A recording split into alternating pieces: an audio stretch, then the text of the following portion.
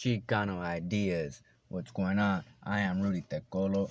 Look up my Instagram, famouswolf.24. I want to talk about my Chicano family, just being pretty deep. I didn't know until I got older that, my family is pretty deep in being Chicano. My dad, dad was born in San Jose, but his mom was born in SoCal, Santa Ana. But his grandparents are from Mexico on both sides. My mom, my grandparents, her mom and her dad are born from San Jose. But like my grandfather, his dad was an Apache Indian born in Tijuana, and his mom's family came from Chihuahua to Colorado, where my great grandmother was born. My grandmother, my mother's mom, she was born, I believe, in San Jose, but her father was born in Mexico because her grandfather used to own farmland before it was seized, during the 20s, before they sent everybody back to Mexico, the Mexican deportation. My grandmother's grandfather had a farm. It got taken over. So Mexicans were working on their own farms that they used to own. My great grandfather, my grandmother's grandpa, lost his farm and was working on his own farm. And the rumor has it is that the white people were treating the Mexicans bad. They would put coats on them, throw numbers on them, 1, 2, 3, 4, 5 down. And when they were bored, I heard stories. They would shoot at dance Mexicans, shoot at the Mexicans' feet, just treat the Mexicans like straight shit. So my great grandfather moved to Mexico. He left the United States, and that's where my grandmother's dad was born, and came back to San Jose. So like my grandparents is like, even my great grandparents on my mom's side somewhat is here from the States, here from California. We go back pretty deep, especially from knowing my mom's history more than my dad's family. And so being Chicano for me has always been taught. Some of my family does speak Spanish, some of us don't. We're mixed, but being Chicano goes deep for us. And it meant always something to be Chicano. Like understanding that my mom's side of the family is pretty deep when it comes to being a part of the Northern organization. My grandma used to be with a guy named Jesse who used to run the San Jose cart back in the 80s. My grandma's house got raided by the FBI. My grandma's on the FBI list. Like, it's hard for her to go get a visit someone that's locked up because her name runs up as under the federal investigation. So she always has to clear that. It always takes time for her to go visit people because back in the day she was with someone who was an NF member. And so she's kind of under an affiliation of that paperwork under the federal investigation. Back when they busted him at her house, my mom and were like kids, and they remember this happening. So my mom and my aunt were born in 73, 74, and so my mom growing up, she had me when she was 16, just about almost 17 in 1990. My mom was growing up, she got affiliated with being a Norteña, and all my cousins were all Northerners growing up in the late 80s when it started hitting the streets, in the late 80s, early 90s. And so, we go to understand, and even when I moved back to San Jose in 2007 through 2010, I learned that even people that still were there in San Jose, that their family wasn't even as deep as mine in San Jose, generations deep, been there at times, are affiliated with this so-called Northern gang. And I found that interesting. I found that, my family history is kind of pretty deep within being Chicano and even being affiliated with that gang. Like I got my step family which is my little brother and sister's family. Their dad's family is pretty deep. For my little brother and sister, they got a dad whose family who's affiliated, and my mama. So for them, they got the double of family history when it comes to being from San Jose. Their uncles and stuff were started Palmas back in the days. I always remember hearing about a story about their uncle, from their dad. Like, yeah, my brother was on the main line. He was one of the, back in the, by 85 came around. He was probably 20 years old. He was born in what, 65? So I mean, by the time, yeah, 20 20 years old in 85 and to 1990, that's like 20 to 25 years old.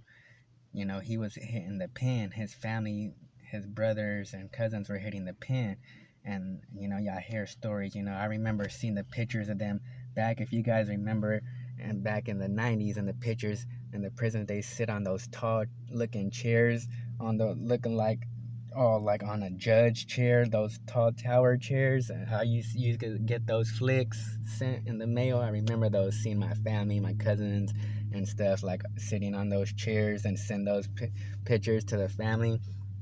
You know, like they were out there while it was like when the Northerners and Sudanos regiment was starting, and it was mandatory on site on funk in the pen in the early 80s, 90s, like.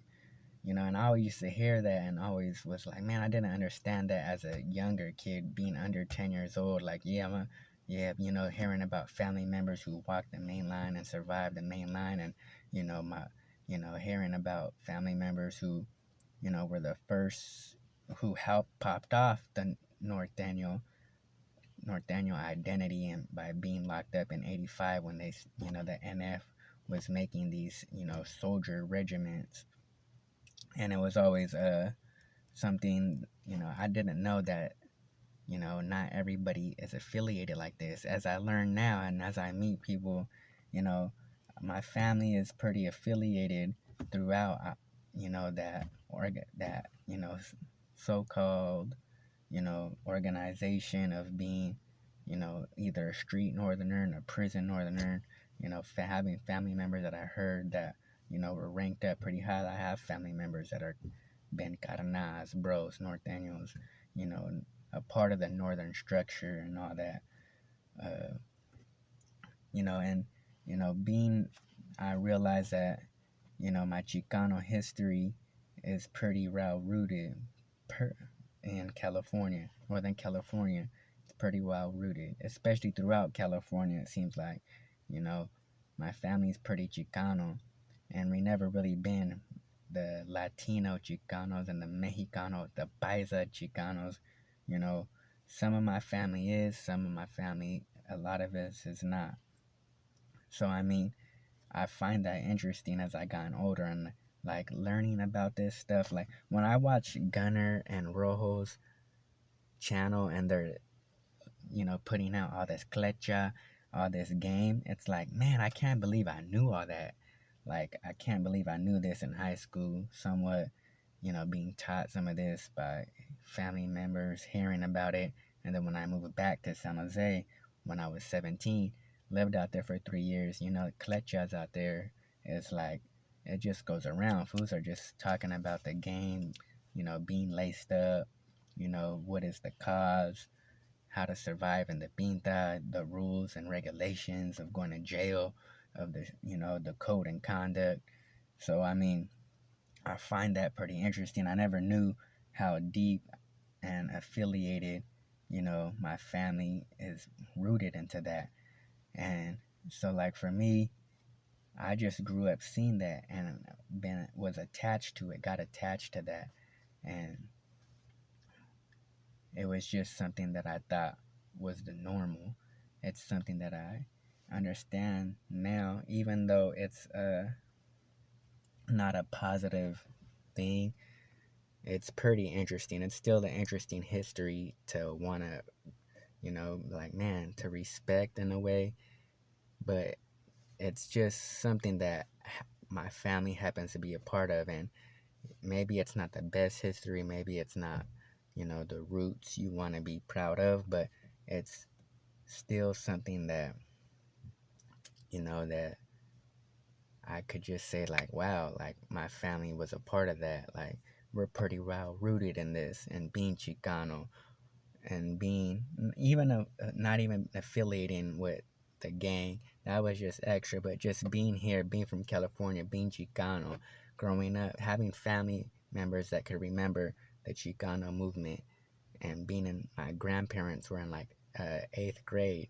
They said when the walkout hit San Jose during the Chicano movement, my grandfather remembers that. Some of my other family members told me that they were in high school, they walked out of, and so for me, it's just I take this history and I take these roots in, and I'm proud of it. Whether if it's a negative or positive thing, it's still something that it's kind of cherished in the way.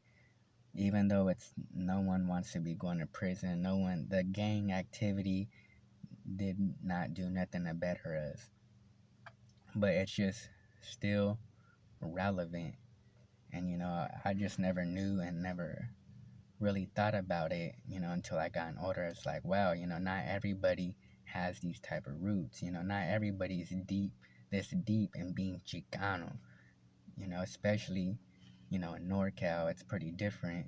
So, I was just trying to share, how Chicano my family is, how, it is for me seeing and learning about being Chicano, from the movement of education to even, the negativity of the gang banging mentality of being Chicano. And so, for me, it's just all clecha that I learned. Gang, it was all just being laced up. And even though it was negative, like I was 5 years old, a kid, and I didn't even know how to spell my own name.